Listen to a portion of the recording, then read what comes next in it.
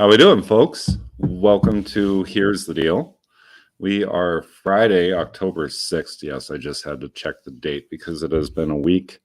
Friday, October 6th. This is going to be our last show of the week. We got a couple coming up next week. Kat Perkins is going to be on with us. And then our guest next Friday is going to be Dr. Nadia Anthony, who her and her husband founded the Her Inspiration Pregnancy Resource Foundation. Is that what it is, Shilo? Yeah. So it's the resource. A resource center. Sorry. Yep, resource center. Sorry, that's my bad. How you doing, Shilo? Good. Enjoying the first day of fall, winter, whatever you want to call it.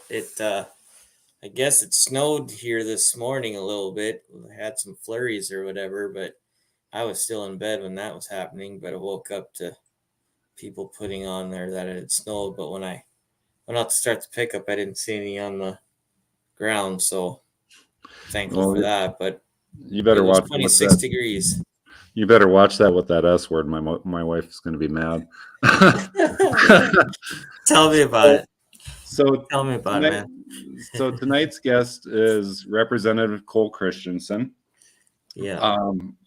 He is, out of the three members of District 24, he's really kind of the face of District 24 as I'm concerned.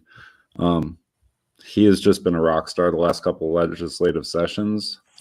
He's had kind of an uphill battle because he fought to get elected in 2020, then got redistricted, and then had to run again in 2024. So nothing like doing that race twice in 2 years. 2022, you mean? 2022, sorry. 2022. Yeah, and It's been a day. But we're going to talk to him about a couple of the bills that he had brought forward the last couple of sessions and why they're so important to you and your family. With that, we'll bring Cole on and we'll let him tell us a little about himself. Sure. Hey, everyone.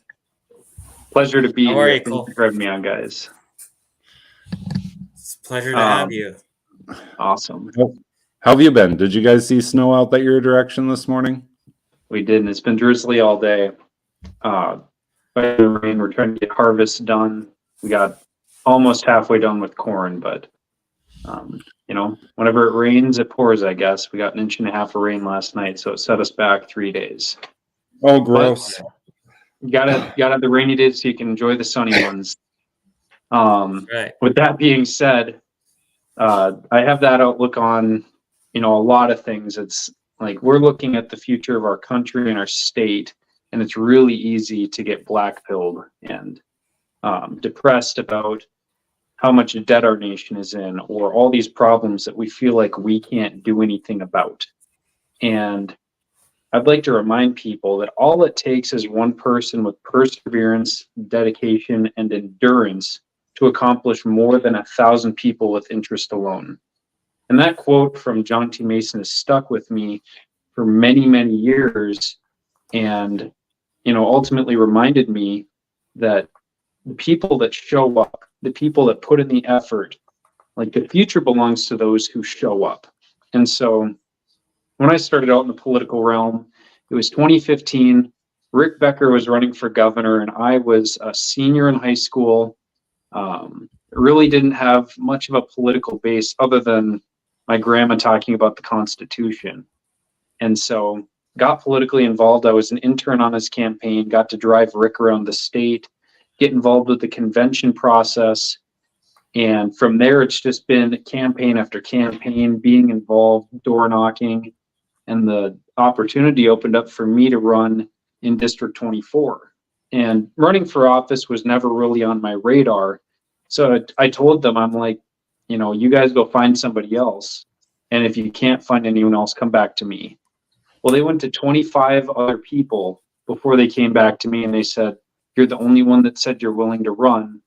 Like, you're our last shot. And so coming into that as an underdog, I was 21 at the time. And that's kind of a daunting task being thrown into the political arena. I mean, I'd been around the campaign stuff, but when it's actually your name on all the literature, the ballot, it definitely adds a different degree to it. And it helps a guy grow up a lot in a few short years. Not that I was immature or whatever, but it's like, I had to take life a lot more serious and, just be careful about everything a guy says and does, because in today's day and age, they try to cancel and defame you for saying something that you may not have meant in a horrible, nasty way. Which is kind of where I got to when we got through the campaign. I got elected. It's like, well, we just fought a horrible battle to get elected. I thought it was horrible at the time. Looking back, it was pretty easy. You put in the effort, you're rewarded. Where do we go from here? It's like you're 22 years old. You're pretty much bottom of the totem pole in the legislature. And nobody really wants to hear what a 22-year-old has to say. So you're going to have to work really hard and earn the respect of your colleagues. And I guess the nice thing is people didn't know I was 22. Like they thought I was, almost 30. So I had that going for me. But one thing that my brother Reed, which is one of my political mentors, he said, carry as many bills as you can out of committee. And he said, you'll get experience. You talk in front of 150 people every time you carry a bill, and then people on TV. So like it just psychologically, it helps you be comfortable in front of people, in front of a camera, writing speeches. And then if people ask you questions, like it's just good to have that dialogue. And I really didn't know what I was going to introduce for bills that session, because I was like, the guy could do a million different things. Like, I don't know what the right thing to do is, because you had guys that had been working on Second Amendment stuff for years. You had guys that were working on pro-life legislation and gals. Like, it wasn't just one thing. So I'm like, I don't really want to step on any toes here. So my first session, I put in a bill that, is pertaining to something that happened in my district. Lease to purchase agreements had been kind of abused by cities and counties to get around the vote of the people. When you have a building project or jails or schools are being built, the citizens get a chance to vote on that because they're going to be the ones paying for it. And if they vote it down, the project dies. Well, they had voted on this project 3 times. The people had voted it down every time, and they somehow got around the vote of the people. And so everyone was in a frenzy. Like, how did they do this? We thought we were not going to have to pay for this. Well, they used a lease to purchase agreement. So somebody else builds it, and then they lease it to the city or the county for so many $1 million a year. Well, we capped that at $4 million a year, so that if it goes over that threshold, it goes to a vote of the people.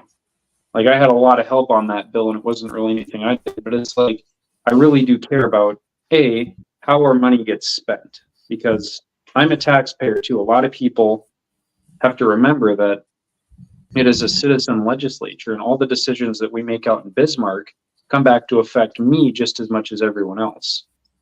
And so I wanted a fiscally responsible, limited government. And so that was one of the things that I advocated for. And in the end, we got a bill that actually had substantial change across the entire state of North Dakota. Following up with that special session, this was all during the midst of COVID too. So it was just a wild time to be coming into the political realm, because I had never seen a normal year prior to everyone freaking out about masks. And then they're saying, oh, it's just going to end with mask mandates. And I'm like, I don't think it's going to end with mask mandates. I think we're going to be going to vaccine mandates, because they keep talking about the vaccines they're producing. And so I rose on the floor 8 months before they had the first vaccine passport type thing. I was going back and forth with one of the senior representatives, and he's like, I've never had anyone ask about my vaccination record. And I was like, well, looking at what the new administration is doing, they are talking about pumping in hundreds of millions of vaccines. And it's like, you can pretty much bet that they have a plan to implement that, and a way to track that, and a way to reward the people that get that. And so I said, I think this is going to be a huge problem, because we were talking about banning vaccine passports. Nobody saw the issue 8 months prior. Come back for special session. It's a completely different story. Everyone's like, We had no idea it was going to blow up to proportions like this. And, a lot of people just are blowing smoke. They had a pretty good idea that it could happen. But Yeah. as you can see on my shirt, it says, don't trust the government. And that's exactly my mindset going into a lot of this. It's like, you can't trust people to do the right thing, that have power over you, that they're always going to try to protect your liberties. And so putting in a bill during special session was kind of gutsy because you had to go through delayed bills committee. But I'm like, this is in the midst of the lockdowns.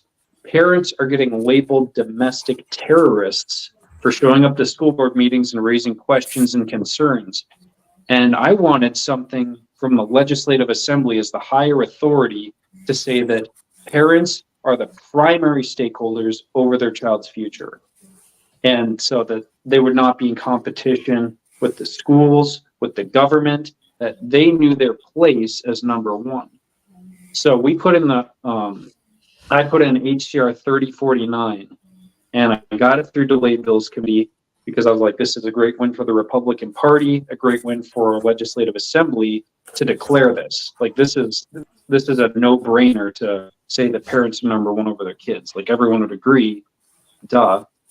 And unfortunately, on the national scale, a lot of other states that have tried to do that have met roadblock after roadblock because of how ingrained schools are, the government is, because they have an invested interest in the child, and the parents are standing in their way.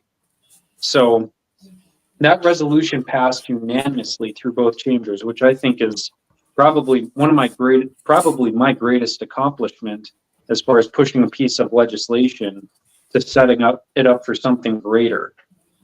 And you can find the resolution online, HCR 3049 from the 67th Legislative Assembly, if you want to go read the exact language. And that was really just opening the door for what was coming next. Because I'm like, now we need to codify this into our century code. And eventually I'd hope that somebody would codify it into our Constitution.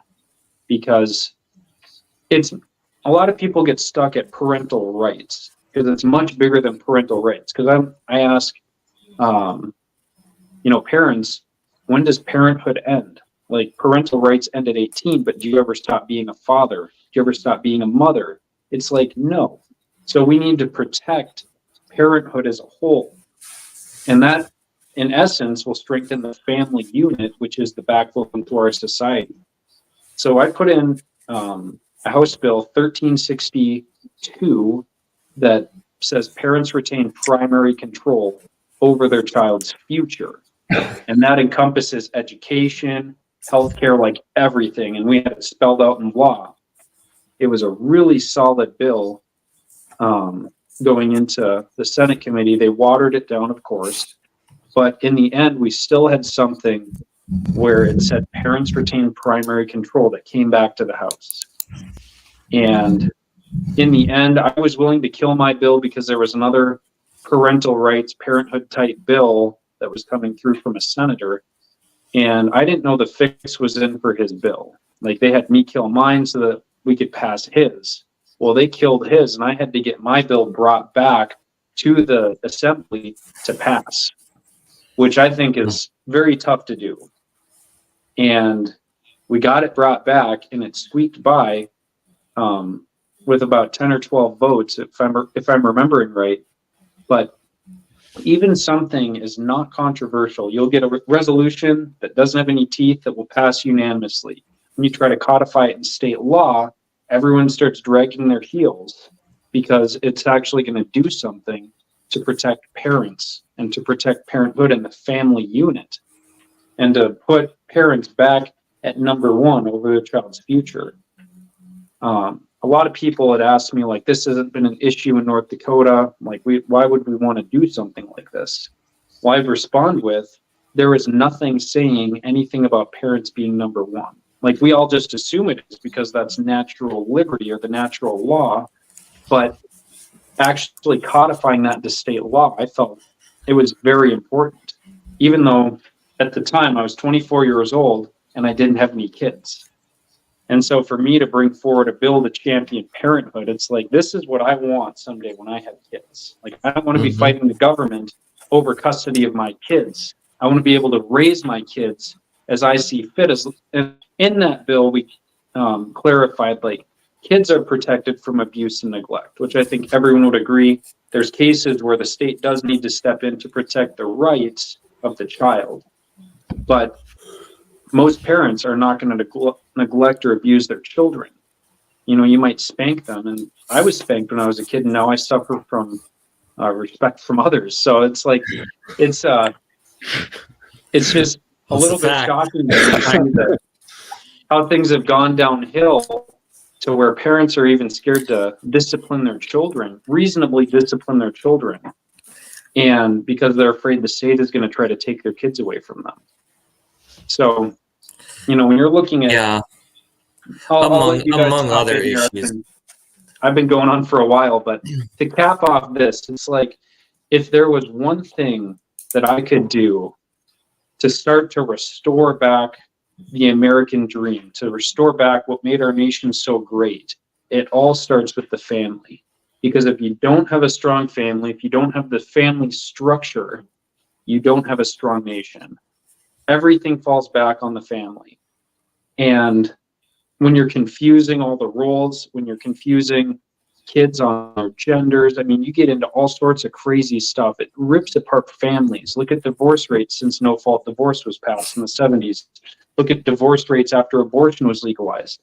It has ripped families apart. And what we're seeing now is the result of that. And a lot of people they didn't want to be in a broken family.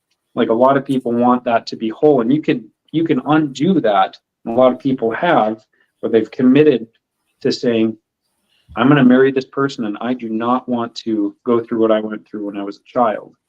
Thankfully, I've never had to experience that, but we need to rebuild that back to where people actually value marriage and families and start building back the family structure.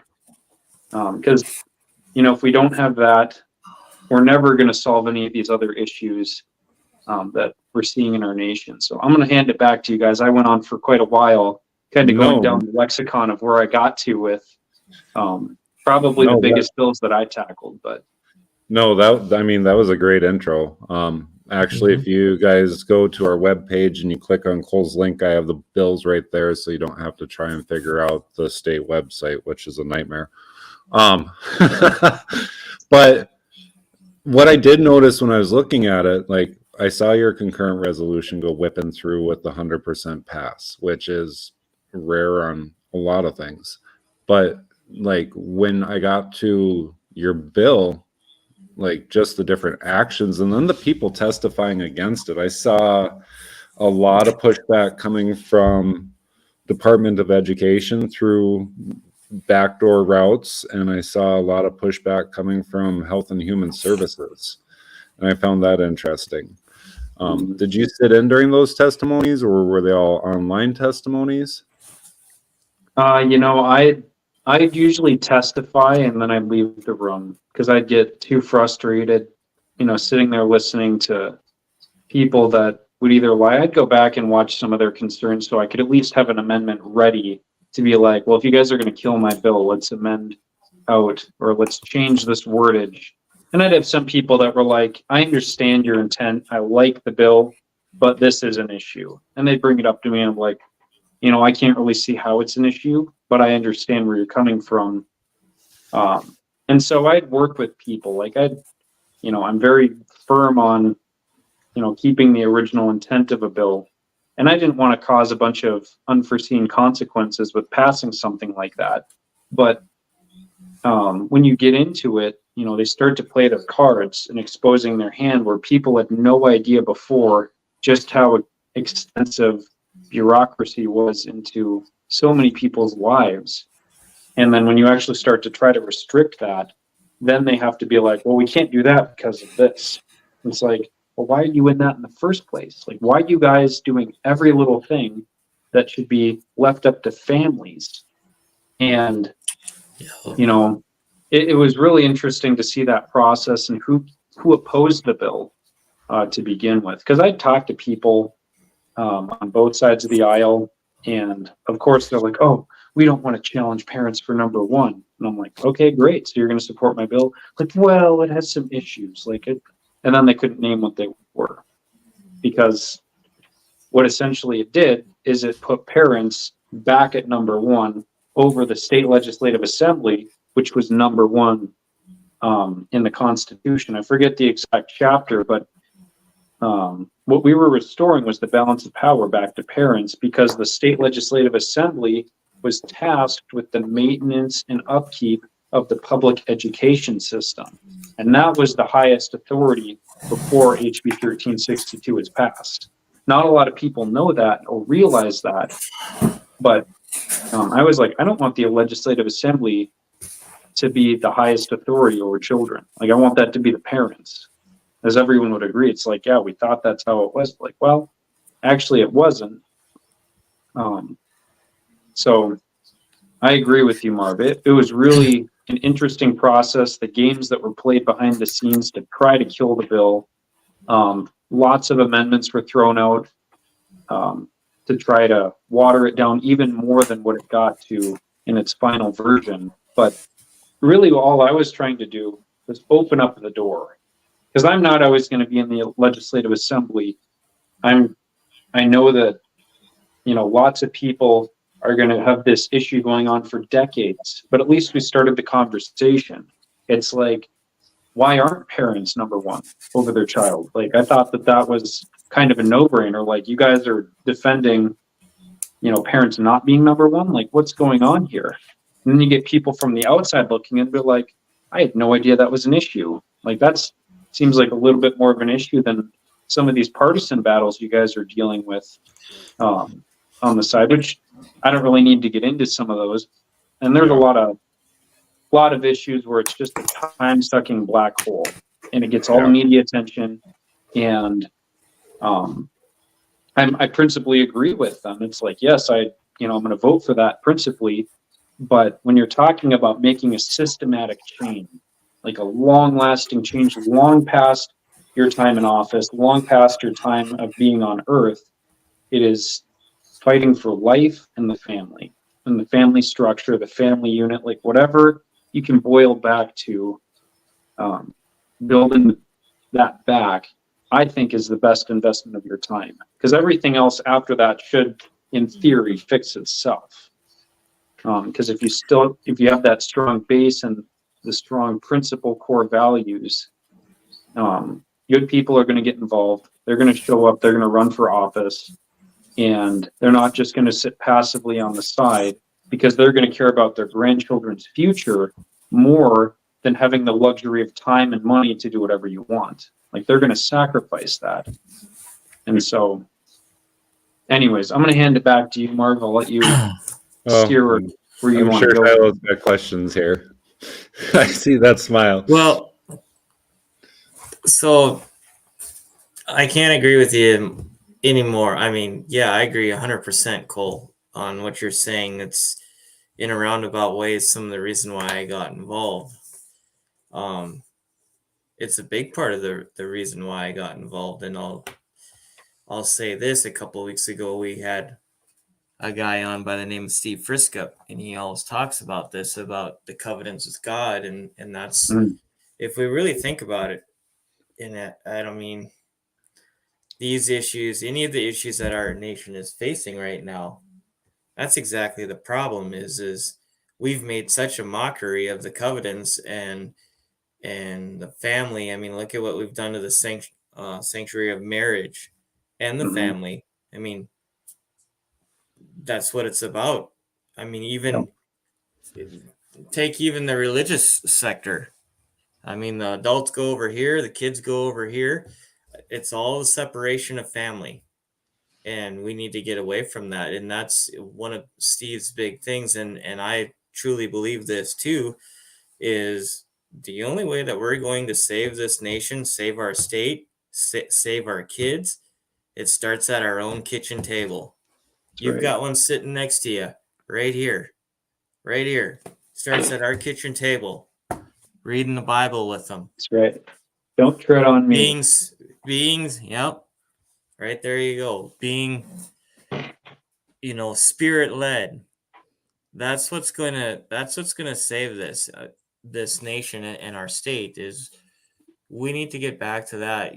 Marvin and I have a speaking engagement out there in Devil's Lake coming up in a little over a week, or is it 2 weeks? The 20th.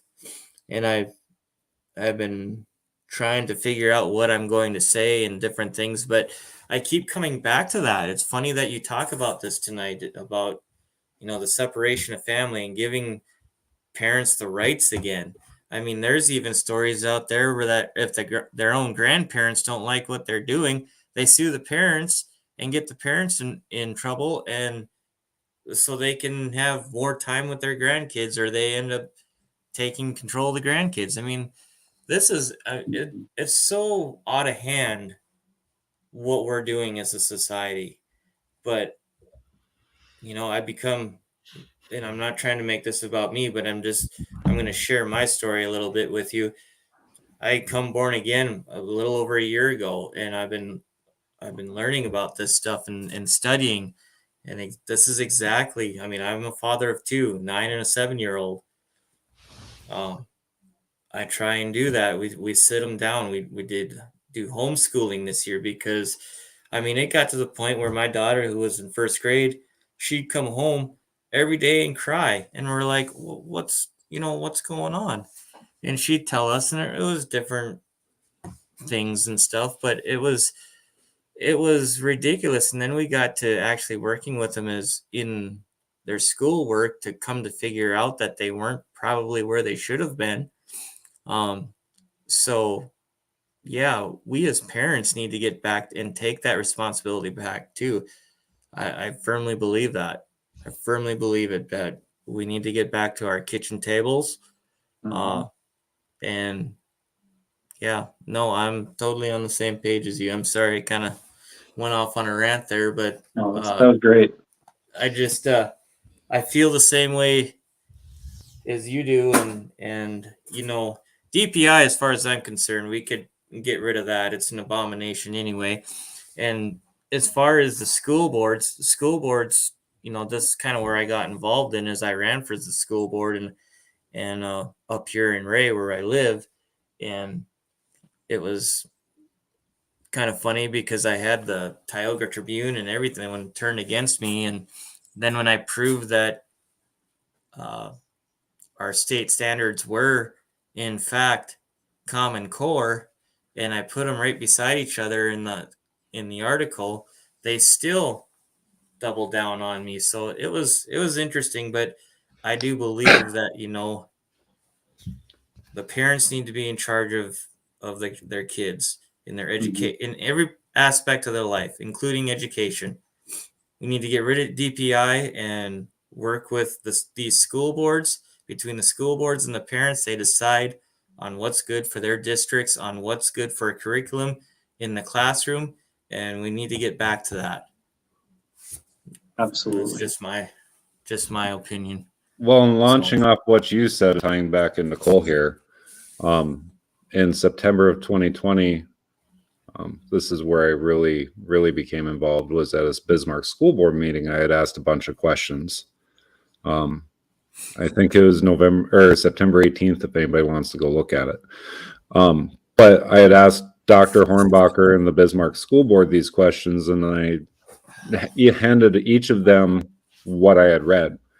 But number 7, Cole, I think I really would like you to kind of speak to this and how it ties into what your bill did, if you can. Number 7 was, as many parents have signed parental consent forms, what is the school board's stance on North Dakota Century Code 230105, subsection 12, stating disease control measures may include special immunization activities? Does the school have the authority to vaccinate these children with this COVID vaccine when it becomes available against parents' wishes? And second, under North Dakota Century Code 2307 17.1, which is your religious exemptions, is the school going to refuse children entrance if they do not get vaccinated? And where where I'm going with this is by putting your bill out there and making the parents the primary stakeholders in their children, that should mean that a school can't force a child into a situation like that, correct? Or am I hearing things wrong? I would agree. There'd be discrimination, I believe. Like they're not allowed to discriminate. You know, whether or not some people kind of take advantage of, oh, I'm being discriminated against. Like, no, it's taxpayer funded, and parents are the highest authority. You can't go around the back of the parents. Like if you are, that's something pretty sinister and screwed up, in my opinion, and something needs to be done about that. Which I know we had conversations. I'm trying to remember all the bills that actually passed that dealt with like parental consent toward their kids, because I know we were hearing about that. This would have been back in 2020. So looking back 3 years into 2.5 years ago, but it was definitely an issue that we were dealing with, because even the mask mandates that's when a lot of that was happening. The lockdowns, like kids being, they were just going around the will of the parents, and that's a big issue. And so we've appropriately responded with lots of good legislation to counter that. Be like, hey, you might have gotten away with it this one time, but you're not going to do that in the future. Like, I can't even believe you would do something like that in the first place. Like, it's stupid that we have to address this. That's how I felt a lot of the bills last session that we were dealing with. It's like, why on earth are we even talking about this? Like, this shouldn't even be an issue, but because you guys made it an issue, we have to address it.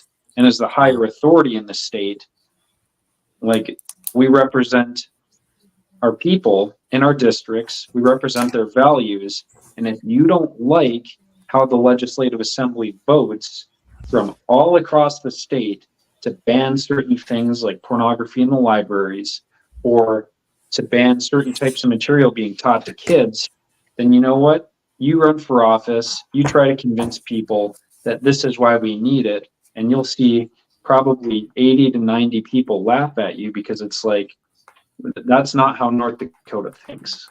And so we have I feel like on a lot of those issues, we have a very good in-touch base with their constituents and how they actually want to be represented, because a very vocal minority does not represent most of the population, as I've come to find out. I have a lot of people that walk up to me in supermarkets or whatever. They're like, hey, you're Cole, right? I was like, yeah.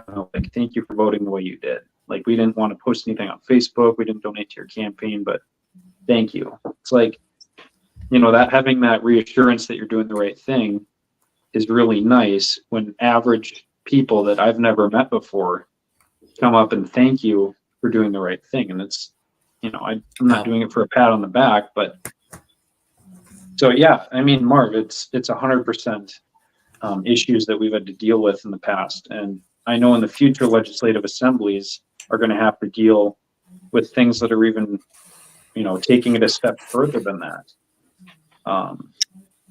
We didn't necessarily have people being labeled domestic terrorists at our school board meetings, but when we were dealing with the Fargo School District, you're going to have to remind me, that superintendent. I don't remember his name right off.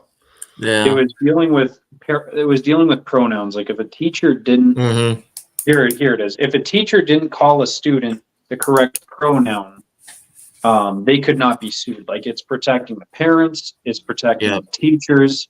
It's like, yeah, we're not gonna line up and say that if you don't call someone like Marvin Lump wants to be called, I don't know what nickname to give you, but like, you can't sue me because of that. Like, that's common sense.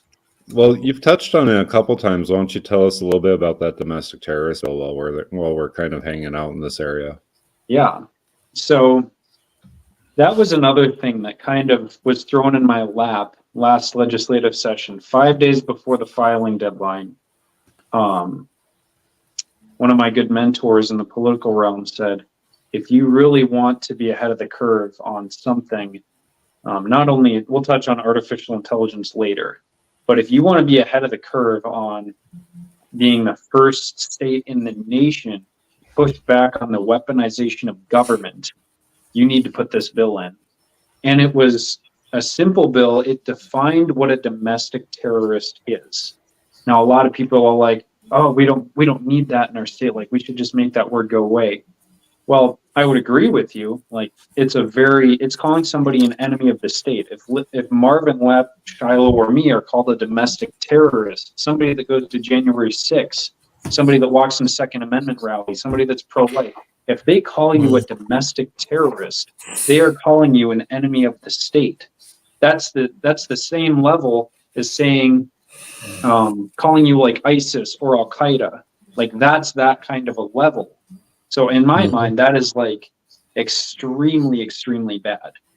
So when you're calling parents that show up to school board meetings that are raising questions and concerns about what's being taught to their kids, like, they're not like threatening them with guns and knives. It's like, why are you guys allowing this in the school district? Like, you have to have this stop. The teachers feel threatened.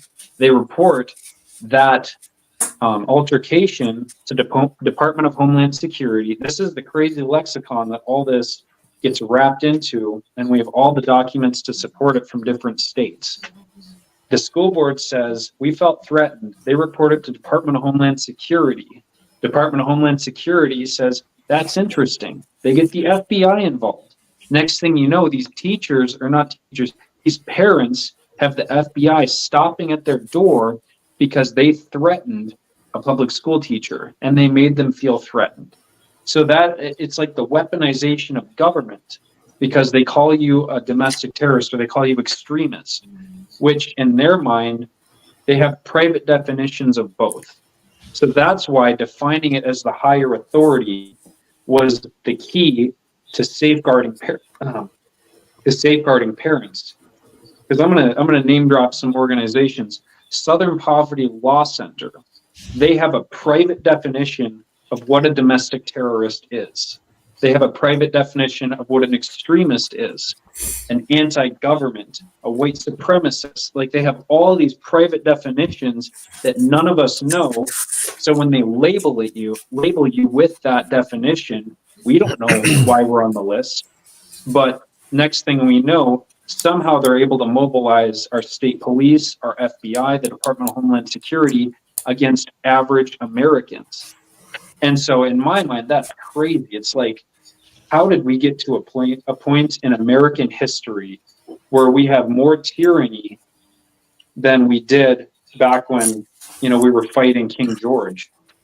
And so, you have the Big Brother state. We all know that our cell phones listen to us. It's really hard to, reel back from essentially being spied upon. And I think AI just catapults that to the next level. But we'll get into that in a little bit. So what we did, we defined domestic terrorist. We tied it to the congressionally authorized terrorist watch list. So if you're working with ISIS, Al Qaeda, any one of those, I think it's right around 50 terrorist organizations in the state of North Dakota. And then we have the next set of criteria. You're using weapons of mass destruction. You're trying to infiltrate or disrupt the political environment. I don't have the exact language in front of me, so I apologize.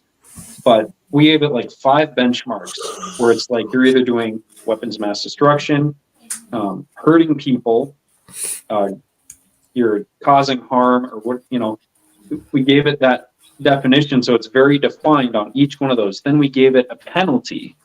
And so we're like, if you are a domestic terrorist, if you're working with ISIS, you're doing this, boom, boom, boom, then this is your penalty. So not only did we define it, we tied it to the congressionally authorized terrorist watch list. So the Congress has a chance to do something about this now.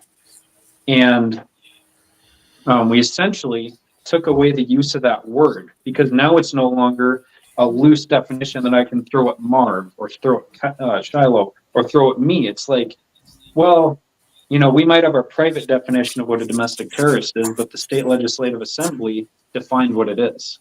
and our definitions don't match. So, where we need to go from here, our state legislative assembly needs to define what it means to be extreme, what it means to be anti-government, what a white supremacist is. Like, we need to define all these terms that they try to label people that show up to Second Amendment rallies. Insurrectionists, we need to define what that is. It's like, that is how we start to reel back the weaponization of media that turns into the weaponization of government. And back in February, I went to meet with, we had a group of state lawmakers that went out to DC. We met with members on the Weaponization of Government Committee. They've made a committee about this. And so we put forward signed affidavits, and mine was basically saying, I'm afraid that now, because I put in a bill that defines what a domestic terrorist is, that I am somehow now on a list because it was extreme of me to do that. Like, I genuinely have concerns, like, am I now on a list? Like, I need answers, and you guys are going to have to take this affidavit and do something about this. It's like, it's one thing to, say, oh, we need to, end the FBI. It's like, no, we need to look into where they're getting their definitions from. Like, why are they labeling people anti-government? Why are state lawmakers ending up on no-fly lists because of legislation they're putting in to represent their constituents? In my mind, this is insanity. Why do we have state lawmakers that are being investigated by the FBI for voting a certain way or for putting in bills that represent their communities? And I mean, we have documents from Idaho and from Washington State, Utah, I mean, you name it, of concerned parents, of lawmakers, of lawyers. I mean, you unravel this entire thing back, and it's like, we presented all this to the committee. It's like a stack this big of signed affidavits from parents, lawmakers, you name it. They're in there. And we're like, this is what we're dealing with. And here's something you guys can do about this. You need to define what a domestic terrorist is. You need to define what it means to be an extremist. You need to create a process for somebody to get back off of the no-fly list, because if you're put on the no-fly list, there is no process to get back off of it. So essentially, we're just trying to bring back due process and stop, whatever people, want to label us. It's like, I just want things to go back to normal, like as all of us do. I just want to live my life as I see fit. I don't want to step on other people's toes. I just want to enjoy my freedoms, to pursue my American dream. And I can't do that because now I'm being labeled anti-government, extremist, domestic terrorist. And that has serious label lynching consequences.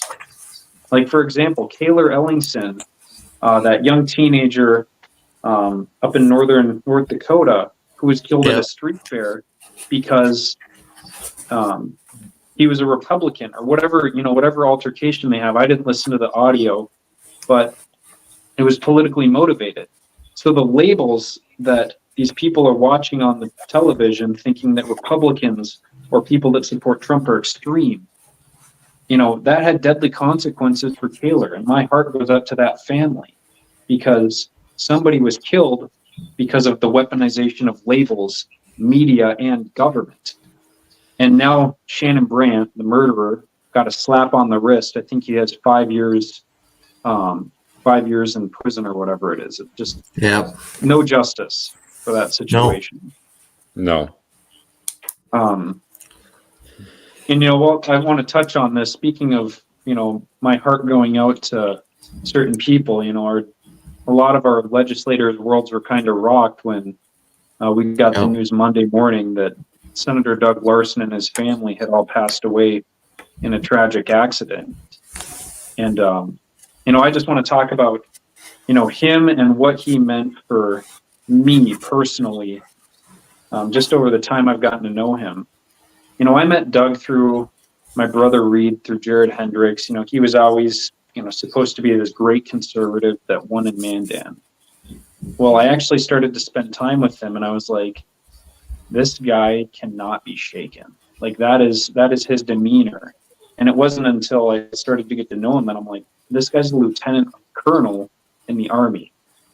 And he's been put in a lot of very tough situations where a lot of people would fold, where he just stays emotionally flat, calm, and he makes the right decision when it matters the most. And I got to see him work in action on state legislation, preparing floor speeches. He was very data driven. He didn't make a lot of mistakes. He was so meticulous about the battles that he would take on. It really made me feel quite inferior anytime, we were talking about stuff. It's like he was on, this tier, and I was like down here just trying to keep up with him, especially during the COVID stuff. Like he was like, this is what the data says, boom, boom, boom, according to CDC data, this doesn't make sense. And I'm just like, I just know masks are wrong. Like, I'm just a simple guy. It doesn't take a lot to but so am I, Cole. yeah. So, the other thing I want to talk about is, Doug, not only was he a great leader, like he encompasses what I would like to be someday as a leader, not only for the state of North Dakota or wherever I end up. It's like, that's what you want to be in your household, putting the needs of people around you before your own. Because Doug worked 14-hour days, 7 days a week for 2 years straight to try to keep his businesses afloat during COVID. Like, not a lot of people know that. He was probably the hardest worker that I had ever had the pleasure of being around, and knowing everything he did. I sat next to some pretty incredible guys, Rick Becker and Ben Koppelman. Like, all three of them were always working. There was never a wasted moment. And so, when I roll through Bismarck, Doug would always make time to either have supper with me. He'd put me up at his house.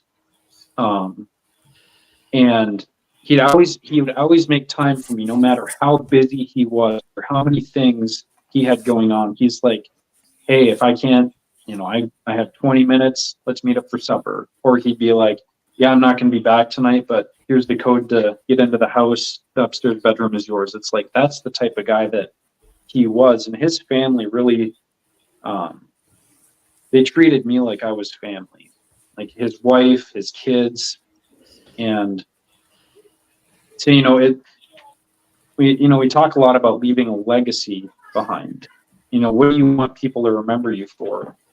And so, in my mind, that is a lot of the things that I want to do someday. Not about me. Like, it is not about me. It's about serving the people around you, putting their needs before yours, attaching yourself to something that's greater than yourself, serving your country, serving your state, serving your family above all else. And then at the end of the day, if you have extra time, then you get to go have, do what you want to do for a little bit. But, that's what a lot of natural leaders do to be successful. And Doug was absolutely that for the state of North Dakota. And, there will always be a special place in my heart for the Larson family. So,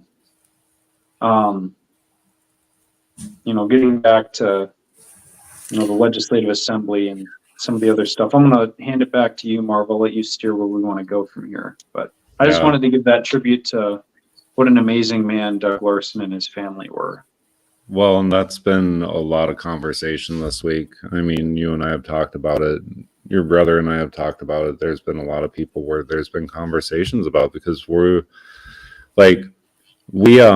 homeschooling, but we have a class pod that we do once a week. And when your brother sent me that text on Monday, I was shook. And I'm not going to lie. I mean, I was shook because it doesn't seem too long ago. It was Reed's bachelor party, I think. Well, I don't know if I'd really call it a party. It was a bunch of people standing around talking politics until God knows when in the morning. But like Doug and I think we talked for like an hour and a half straight that night. And it was just every topic that you could think of in the world of North Dakota politics. And like, he was on point. He had plans on what he wanted to do. He's like, he had his path moving forward set in front of him, and like what he was looking to accomplish over the next couple of years, I really hope that we see somebody that can pick up that torch and keep going, because like he had a lot he wanted to do for our state, and it was all about North Dakota. Like, Yeah. He wasn't looking national. He wasn't looking career politician. From any conversation that I had with him, he wanted to come in, he wanted to do his job, he wanted to get stuff accomplished, and he wanted to spend time with his family, you know? Mm-hmm. So just to add on to that, like he was very amazing individual. I do, on a lighter note, have we seen all of your bow ties yet? Because I just need to throw that out there for a minute. Because your freshman year was absolutely amazing. I had a lot of bow ties that I'd rifle through during session. No, you have not seen all of them. There were some where it's just there was too much clash going on with the shirt that I chose to wear that day, so they just stayed at the bottom. But so I did enjoy throwing on a bow tie because nobody else did it. See, Shilo, the running joke Cole and I had when I was running was he was going to be the bow tie guy and I was going to be the socks guy, because Sarah kept finding like different socks to go with my suits.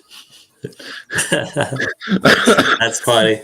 So Yeah. when I was out speaking, there's a chance there's probably something wild going on in between my shoes and where my pant legs started, and just peek out a little bit. But like, even like, I think it's the joke started when I sent Cole the campaign photos we had just gotten taken, and if you've seen it, I'm sitting on the Capitol steps and I'm in this nice suit, the matching shirt, tie, all that fun stuff, and then I have just these wild American flag socks on in between. I'll have to look at that. I didn't look so that became like kind of the running joke, because when I was feeling a little beat up, I'd call Cole like, man, like it's been a long road already, and we'd find something to laugh and talk about. And yeah, the socks were definitely there. Oh, flee, man. AI. I didn't know Doug, so I don't really have anything to add to that. I know I guess my prayers and thoughts are with their family, and hopefully they can grieve and do that and be able to move on with the legacy. And so at any rate, Absolutely. All right, so tell me why cyborgs are bad. let's cover this AI topic, because people need to hear it. Well, every good story usually starts out. When I was reading this World Economic Forum article, Oh, good Lord. That's where it really started for me. And I don't know how deep I was into their webpage, because if you don't know about the World Economic Forum, they affect every state legislature in some form or another. A lot of the governors had made a pact with the World Economic Forum, starting to implement these international policies into the states that they are the governor over. And as a result of that, you have a lot of people in the state legislatures that start to incorporate World Economic Forum policies into the state legislative assemblies, changing century code. And now as you start to unravel this beast, it's like, who's funding them? Where's all this money coming from? Who's the influence people? And that's where we kind of get into, is that happening in our state? Which little thing that was a bit concerning to me was Klaus Schwab wrote a book called The Fourth Industrial Revolution. And while I'm not an expert on any of this topic, it's basically talking about automating systems, making things more efficient, streamlining efficiencies. You'll hear that word thrown into a lot of even our governor's speeches and press releases. It's all about cutting red tape, reductions, streamlining efficiencies. It sounds really good until you start to realize that people are inefficient. Like people in the state legislative assembly, sometimes we don't get a lot done. Like that is not very efficient. That's not a good use of taxpayer dollars. Or is it? Because government is meant to be very slow moving. It's supposed to be, you have the dialogue, you have the discussions. It passes through a lot of hands of a lot of different people that represent every corner of our state. And, same thing for the federal level. It's supposed to be very slow moving. And so when you pay attention to what they're doing, it's easier to change the state legislatures before it's going to be to change a lot of what's going on in Congress. So there's been a huge emphasis on state legislatures and their policies. That's where groups like National Conference of State Legislature comes in, National Governors Association, even American Legislative Extension Council. Like you have all these national groups that start to pour their resources into influencing state legislatures. Then they start to present you with draft legislation, policies, and it's always skewed to one way or the other, but it all stems from the same place, unfortunately. So getting back to World Economic Forum, to kind of paint you that big picture, is they're an international group. They have their national groups, and then they have their state groups. All of them are meant to streamline from the bottom up and the top down. Like they don't want to have roadblocks in between. And so when they're talking about streamlining efficiencies, taking it to its logical conclusion, what is inefficient? Lawmakers. How do you make lawmakers and lawyers that are inefficient more efficient? Like how do you streamline that entire process?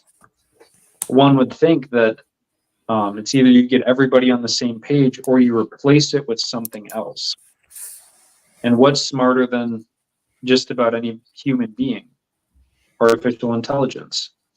So, I mean, you can take it to that logical conclusion. They've already stated where they want, which is what prompted my bill, artificial intelligence to be given personhood status.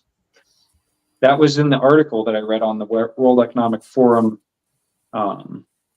website, talking about artificial intelligence and patent law. So if an AI comes up with a new innovative patent, who owns the rights to that patent?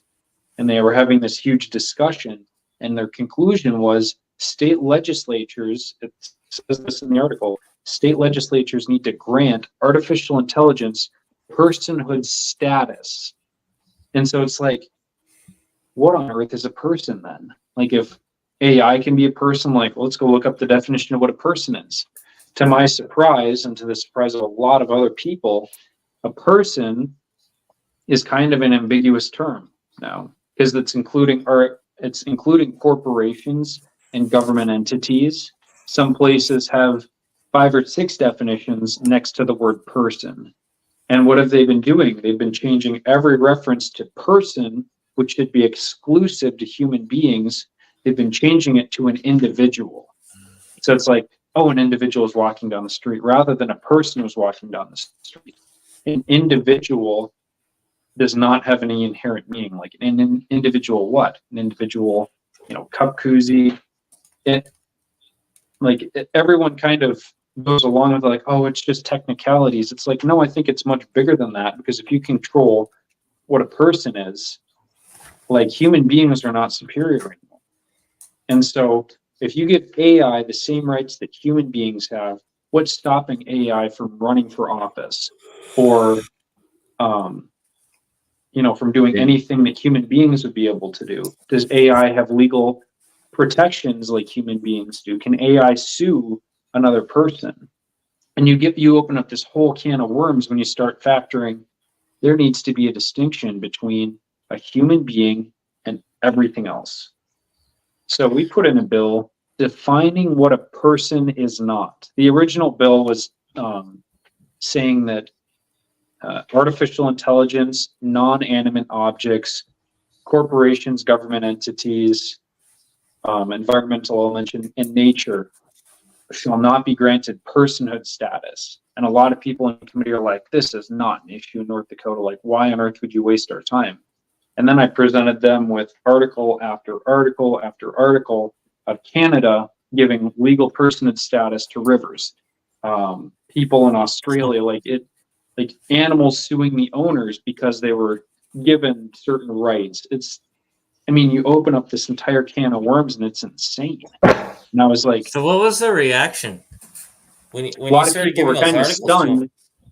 stunned. It's like, and at the end of it, I was like, look, like, I just don't want rocks and spiders to have the same rights that human beings do. Like, I think we can all agree with that. You know, Right. there was some, bless their hearts, Democrats that were like, oh, we don't like the environmental part because they want to legally protect the environment the same that human beings are protected. So I understand, you know, that kind of skew to it. Everybody agreed about the AI thing, though. I don't think there was one person that was like, you know, I think artificial intelligence should have the same rights as human beings. It's like, no, everyone kind of recognizes that a computer or your cell phone or anything that has a program on it is inferior to a human being. And so on the Senate side, they had passed, we had passed my bill through the House. And in that original bill, that was the first time in 1,300 years, to my knowledge, that a state legislative assembly has challenged the personhood status of a corporation. Like, in my mind, that is insane. Like, it passed a legislative assembly and they caught it on the Senate side. They're like, wait a second. You know, because right now corporations and people, they're at the same level. So we at least started the conversation. It's like, well, why is that? It's been historical precedence that corporations, legal entities, government entities, all of the same protections and rights as a human being. They amended it in the Senate. So the bill says we're defining what a person is not. This includes artificial intelligence, non-animate objects, environmental elements, and nature. So, I mean, we still kind of accomplished the same goal, and now it affects every chapter of Century Code where it references the word person. So they have the definition of person, and then they said this does not include these definitions. And so when we're looking at a nationwide scale of what are all these states doing about AI, it's like North Dakota and Idaho were the first to do something about saying AI is not a person. Like, we know that much for sure. We don't know what else to do right now. We're trying to figure out where the guidelines go up, or the guardrails go up for AI. But we know AI is not a person. Human beings are superior. Now we need to come back from that and be like, we need to start protecting people's likeness. Because you see Bruce Willis, one of the famous actors, sold his likeness to a company for I forget how many $100 million. So if they have a CGI or AI rendering of his face, they own his likeness, which in my mind is insane. So it's like, well, now do we need to start protecting, you know, Marvin Lepp or Shilo or Cole, like our image, our face, our voice, like things that are unique to us? Do we need to start protecting that? Because it's like, these are conversations people have never had to think about before, because we're dealing with an accelerated pace of, you know, all the computer algorithms, all the data being gathered, like your Facebook data. Like, is anything protecting your data from being harvested from AI? And I mean, even our last, we had a government operations interim committee meeting. We were talking to some people at BCI, which is basically North Dakota's FBI. And we were like, and somebody asked the question, how is artificial intelligence factoring into this? And they brought up something I'd never thought about before. They said, we're going to have to do something to redefine what it means to be in possession of child pornography, because people are getting around the laws with creating or generating these horrible images using AI. And so technically you can't put the penalty on something that's computer generated or an animation. And so I mean, it opens up a whole can of worms every turn we go. It's like, my gosh, how do we come back from, this entire thing being unleashed upon the public? It's like, I hate government bureaucracy just as much as everyone, but people's rights have to be protected. And that's why the government was instituted in the first place. And so if we're acting within our bounds, we're protecting people's likeness, we're protecting their data, basically securing, saying, you guys can do that out there, but these are the lines you don't cross. And if you do, here's the penalty. So the AI thing opens up a whole can of worms. And I'm glad that we at least did something, this last legislative session. A lot of people told me I was crazy because when I was drafting it, I was like, this AI thing is going to be a really big deal in a year. They're like, no, it won't. Like, yeah, whatever. It's another one of those new things. I'm like, no, it's when you get people like Bill Gates, Klaus Schwab, all of them talking about the innovation that AI is going to bring. And then you get governors that start talking about AI and the streamlining efficiencies. It's like, yeah, this isn't something that's going away and you can't stop it. So where do we go from here? It's like you have to put up the guardrails to protect people's rights. So, I mean, we at least started the conversation here in North Dakota and kicked open the door. And the next legislative assembly, they're going to have a lot of bills that pertain to AI. I almost guarantee it. Because since we got wrapped up we started in January, we wrapped up the end of April, it's like everything is just expanded at an exponential rate that we couldn't even comprehended. And then the next time they meet is, 2023? So they'd meet 2025. Well, I suppose we're going in for special session, which I don't need to get into. I don't know any of the details, but that's going to be primarily on budgetary issues. So I don't think we're going to get a lot of, people being able to present bills for this or that. Yeah. But, with that being said, at least we got people thinking about it, saying that we were one of the first states to do something. And I'm just glad I was in the conversations at the right time and willing to listen, be like, yeah, this is probably a big deal. Or it could be in the future, which now it is. So I think we have to be preemptive as lawmakers. We have to be preemptive in educating. Average citizens have to be on top of this too, because it affects all of us. So, Well, certainly, if you look at how fast it's accelerating, before I get there, I have the definition that's pulled up that was in your bill here for a person. In North Dakota Century Code, it's written as person means an individual, organization, government, political subdivision, or government agency or instrumentality. So your organizations are your corporations, your businesses, your stuff like that. And I mean, it's really why we, the people, is so important. They haven't messed with people. People are still us, which is nice. Mm-hmm. But you look at just the last few months, like you hear rumblings that this is going to be the AI election, that AI will be used to push on social media platforms, certain candidates, stuff like that, to move them further up the ranks. And like I've even heard rumblings in some states where there's been conversations where AI and law schools are being commingled, and that's terrifying because I don't know about you guys, but I'll pass on the Minority Report. I would like to be proven guilty, not deemed guilty, before I have the chance to do something wrong. Yeah, absolutely.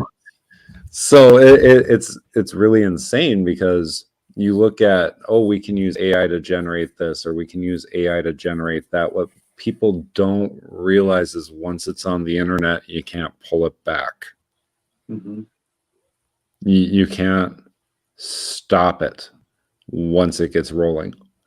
And so even if you shut down a core processor, if AI is truly adaptive and it's learning the way that they're talking about on all these forums with Gates and with Elon and with everybody else, once it leaves its nest, it doesn't necessarily need to come back. And so shutting down a server eventually won't do the trick. And that's where, I mean, this is important. And that's not tinfoil hat territory. That's common sense logic. You look at the human races that progressed across the world. You know, once we got to North Dakota from Kessel Odessa, Ukraine via Germany, we kind of hung out here. And who's not to say you won't see the same sort of migration from a entity that can travel virtually anywhere. Yeah. So, and that's looking at it from a logical long-term point of view. And I know you and I had talked about that. It's like, I'm not worried about it right this very second, but you give this stuff a year or two to grow, it's going to be unchecked. And then we're in a different world, you know? Yeah. Sorry. Like, no, that was good. Like, it's messed up. It is. Yeah. It concerns all of us. And, you know, we're probably going to have to start rounding out, you know, I think we've been on for an hour and 10 minutes, but. Yeah, we've been going. Yeah, no, it's been great though. You know, I kind of want to end on a high note for people that are watching or that want to get involved. It's like, you know, me serving in the legislature, it was never about me. Like I mentioned, that I never had aspirations to run for office. Like I was always willing to. Like if people needed me to run for office, I would do it. Like it wasn't always like, I need to run for office. That way someday I can run for Congress. It's like, I think we need less lifetime politicians.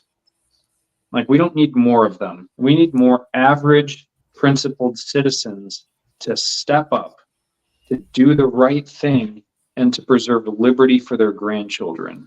Like if you had more people that were willing to do that, to put everything else in their life on hold, all their extra time, energy, and money goes into preserving liberty for their grandchildren.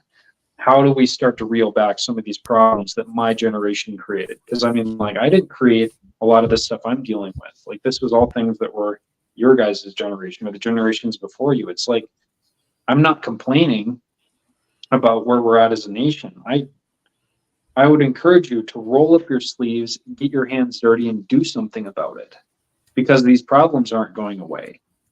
And it's really easy to be a Facebook keyboard warrior and just be like, this is the problem, your generation sucks. It's like, we're the product of the system you created.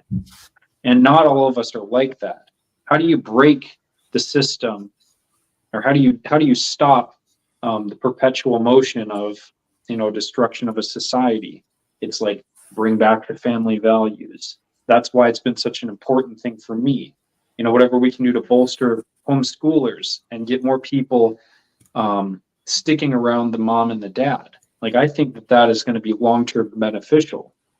Bringing back the values of life, that people value life. And I understand the economy sucks right now. People trying to have kids, it is expensive. Like, not that I don't have any personal experience, but I've seen what some of my family members have had to go through.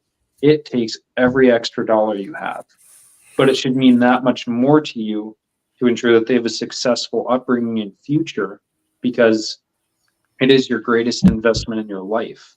Like, your children are your legacy. That's what my dad's been telling me. He's like, you know, my legacy is you guys. Like, and you know, you go out and blossom, hopefully, after everything that your mother and I have tried to do for you. And I hope that I've, you know, lived up to a little bit of that. But the point being is, you have to be willing to step foot in the arena, to be uncomfortable, and to do the right thing at the end of the day. It doesn't matter what people label you. Like, they're going to call you anti-government, white supremacist, domestic terrorist, and you have to keep moving forward. Like, those labels suck, and they can have deadly consequences. But you have to learn how to navigate around that, so that they can't just label you that, so that you can still get stuff done around behind the scenes. You might notice that I don't post everything on Facebook. There's a lot of times where I'm sneaking around in the background trying to get stuff done, because I don't want people to know what I'm up to. And then I can talk about the victories after we had them. Because if you bring attention to it, you bring attention to yourself, all the spotlights on you, and pretty soon you have all the opposition that you never knew you had before, or that you can overcome, because there's only so much one person can do. And if you want to take all the arrows, that's fine. If you want to go find a hill to die on, that's great.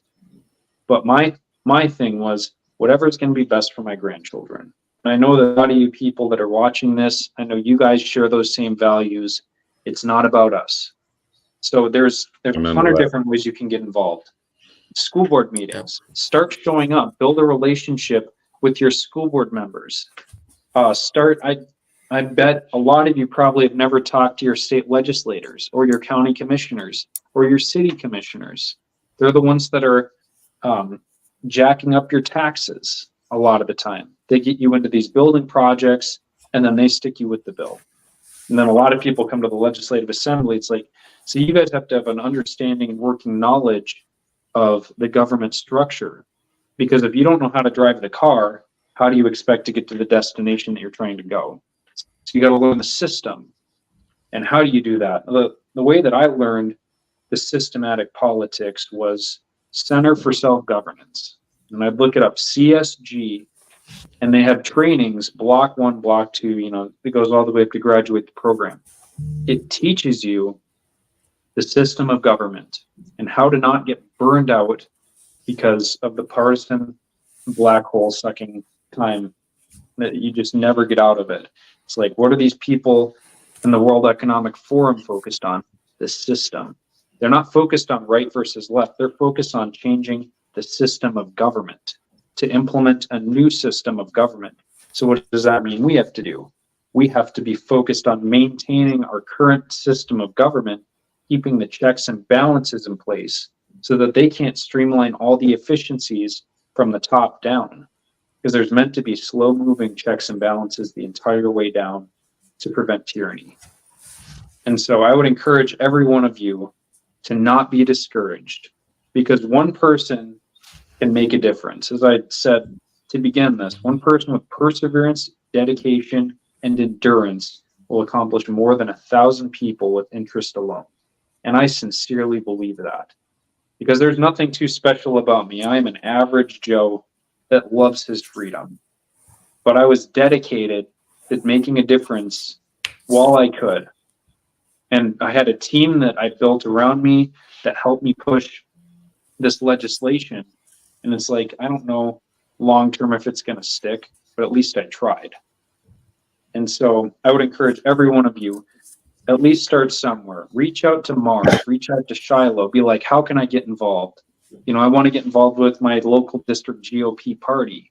Who do I call? And then you start learning all the different systems of government and all the checks and balances, and where you can actually start to make a difference. Because as Thomas Jefferson said, the price of freedom is eternal vigilance. So this is never going to go away. And it doesn't mean that you have to take that up the rest of your life. As I said, get involved, serve your time, and move on. Because the goal of a true leader, and this is why we don't need more lifetime politicians, this is why Jesus weaned off his disciples extremely hard after 3.5 years. The goal of a true leader should not be to retain power, but to raise up the next generation of leaders and phase yourself out of relevance.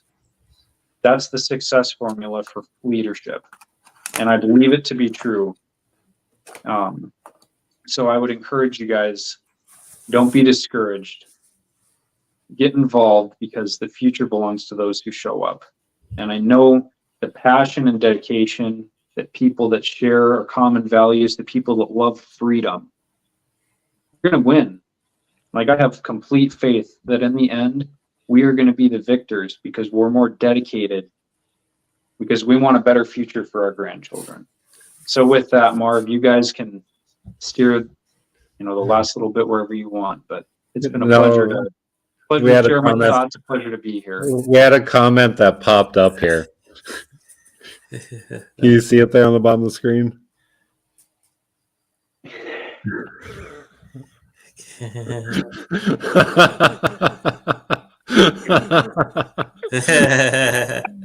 No, Sarah and I Stay laughed strapped or about get that. clapped. Yeah, Sarah and That's I right. laughed so hard about that. Like it's love kind of a running joke around the house. Yeah. So, like, that's one thing that I appreciate about you, Cole. I've always appreciated about you. Like, you can go from dead serious to just, I mean, you're the same age as my daughter. My oldest daughter is 24. Like, you can go straight to having a laugh and being a kid. And there's nothing wrong with that, because I'm going to be 45 this year, and I like having a laugh and being a kid too, because life's too short to be serious all the time. But That's like, great. your composure when you've been under pressure, like watching the legislative sessions, people can watch your testimony. You've always kept your composure, yet you see the photos of you laughing and smiling with your bow ties and crazy suits on the session floor, and it's the lightheartedness to the seriousness. I think you found the perfect balance, and I respect you a lot for that, because that's hard to do, especially when you're up at the Capitol. So Yeah. Well, Ecclesiastes talks about finding joy in the toils of life. yeah, They're not always easy, but you always have to maintain that joy. I've tried to do that. So thank you, Marv. you're welcome. Hey, bud, you get some sleep. It sounds like you're dealing with some harvesting and stuff, and I got to work tomorrow too. So I think Shiloh's the only one that's not working tomorrow. Lucky I you, gotta be up Shilo, early man. too, though. My Josiah has a Taekwondo tournament in Williston, so Nice. and then we go from there to go down to get my wife's car from Marvin on Yeah, Sunday. So I kidnapped it. Hang out for a second. Shiloh and I are going to wrap up. I got something for you real quick before we get off here. So, Sounds great. all right, all right, there he folks. was. Yeah, like, Cole's awesome. I've always liked working with him. I've always liked talking with him, and having the opportunity to have him on was awesome. So thank you again, Cole, for coming You on. bet. It's been a long week. Yep, sure has. So we've covered Sure gun rights, property taxes, parental rights, or parental primary stakeholdership, and AI all in 1 week. Yeah. Oh I think boy, we've had 6 shows in 8 days or so. something like Feels that. like 9 days.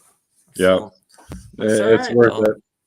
Yep. Well, folks, you guys have a great weekend. I don't think Who's I have on anything else for Tuesday? you. Kat Perkins, talking Kat about Perkins. her Rising Star Foundation and the stuff going on with them and the Teddy Roosevelt Foundation. So that should be a good show. She was real excited to be coming on, and then I'll have more posts coming up here this weekend for upcoming guests. As always, if somebody's been on, if you go to our webpage, you click on their guest page, you'll be able to read more about them, or if there's links to things that we reference in the show, we'll have that right there for you guys. Sounds good.